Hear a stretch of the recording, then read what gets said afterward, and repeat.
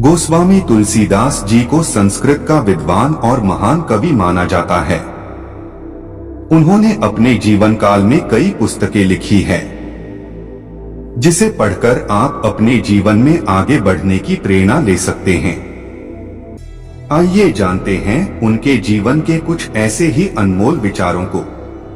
सुंदर वेश देखकर न केवल मूर्ख अपितु चतुर मनुष्य भी धोखा खा जाते हैं। सुंदर मोर को ही देख लो, उसका वचन तो अमृत के समान है, लेकिन आहार सांप का है। ईश्वर ने संसार को कर्म प्रधान बना रखा है। इसमें जो मनुष्य जैसा कर्म करता है, उसको वैसा ही फल प्राप्त होता है। फल के आने से वृक्ष झुक जाते हैं, वर्षा के समय बादल झुक जाते हैं, संपत्ति के समय सज्जन भी नम्र होते हैं। परोपकारियों का स्वभाव ही ऐसा ही होता है। मैं रिश्तेदारों के आचरण से भली भांति परिचित हूँ। वो अपने रिश्तेदारों की परेशानियों में आनंदित होते हैं। जो होना है उसे कोई रोक नहीं सकता, इसलिए आप सभी आशंकाओं के तनाव से मुक्त होकर अपना काम करते रहो। मीठे वचन से चारों ओर सुख फैलता है। किसी को भी वश में करने का ही ये एक मंत्र है, इसलिए इंसान को चाहिए कि कठोर वचन छोड़कर मीठे वचन बोलने का प्रयास करें। समय ही व्यक्ति को सर्वश्रेष्ठ और कमजोर बनाता है। जब तक इंसान के मन में काम की भावना, गुस्सा, अहंकार और लालच भरे हुए होते हैं, तब तक एक अज्ञानी व्यक्ति और मूर्ख व्यक्ति में कोई अंतर नहीं होता है। दोनों एक जैसे होते हैं। जो किसी से धन व सामग्री की सहायता लेने के पश्चात अपने दिए हुए वचन का पालन नहीं करता, तो वह संसार में सबसे अधिक बुरा इंसान माना जाता है। धन, सुख, संपत्ति व समृद्धि सभी धर्म के मार्ग में ही प्राप्त होते हैं। उदास न होना, कुंठित न होना अथवा मन को टूटने न देना ही सुख और समृद्धि का आधार है। वीर व बलवान पुरुष क्रोधित नहीं होते। सर्वनाश के प्रमुख 3 कारण इस प्रकार है। दूसरों के धन की चोरी, दूसरे की पत्नी पर बुरी नजर और अपने ही मित्र के चरित्र व अखंडता पर शक। उदासी अत्यंत बुरी होती है। हमें कभी भी अपने मस्तिष्क का नियंत्रण उदासी के हाथ में नहीं देना चाहिए। उदासी एक व्यक्ति को उसी प्रकार मार डालती है, जैसे कि एक क्रोधित सांप किसी बच्चे को। अपने जीवन का अंत कर देने से कोई अच्छाई नहीं होती। सुख और आनंद का रास्ता जीवन से ही निकलता है।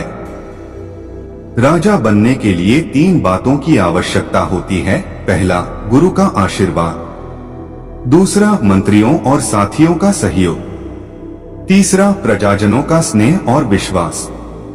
चरित्रहीन व्यक्ति की मित्रता उस पानी की बूंद की भांति होती है, जो कमल के फूल की पत्ती पर होते हुए भी उस पर चिपक नहीं सकता।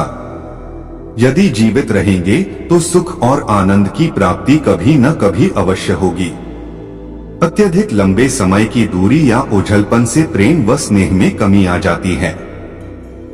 उत्साहहीन, निर्बल व दुख में डूबा हुआ इंसान कोई अच्छा कार्य नहीं कर सकता। अतः वह धीरे धीरे दुख की गहराइयों में डूब जाता है। पिता, गुरु, ज्येष्ठ भ्राता जो धर्म पालन का ज्ञान देते हैं, वो सभी पिता के समान होते हैं। बड़े कहते हैं कि विद्वानों व बुद्धिमानों से परामर्श लेना ही विजय का आधार होता है। जो इंसान निरंतर सुख चाहता रहता है, उन्हें जीवन में कभी सुख नहीं मिलता। दुष्टों व राक्षसों से समझौते की बात या नम्र शब्दों से कोई लाभ नहीं हो सकता। इसी प्रकार किसी धनवान व्यक्ति को छोटा मोटा उपहार देकर उसे शांत नहीं किया जा सकता।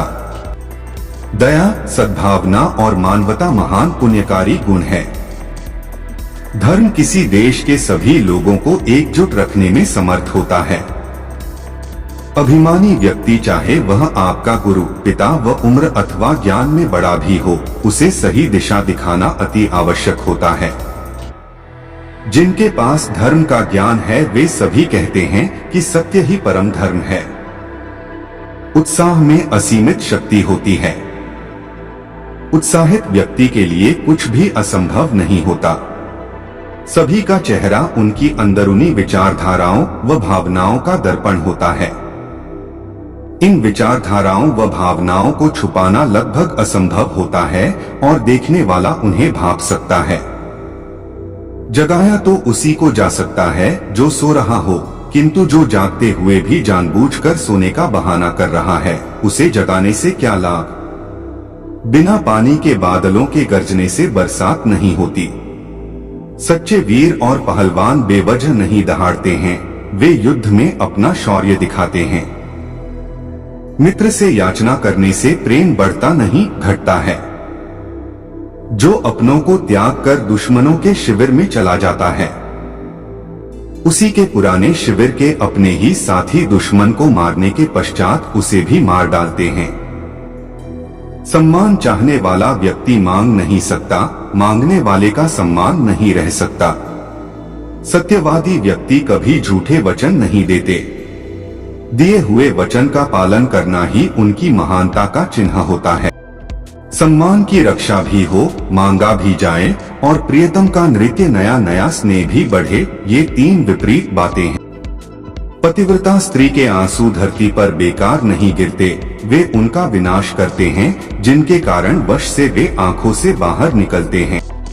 किसी भी एक उद्देश्य की प्राप्ति के लिए निम्नलिखित गुणों का होना आवश्यक है।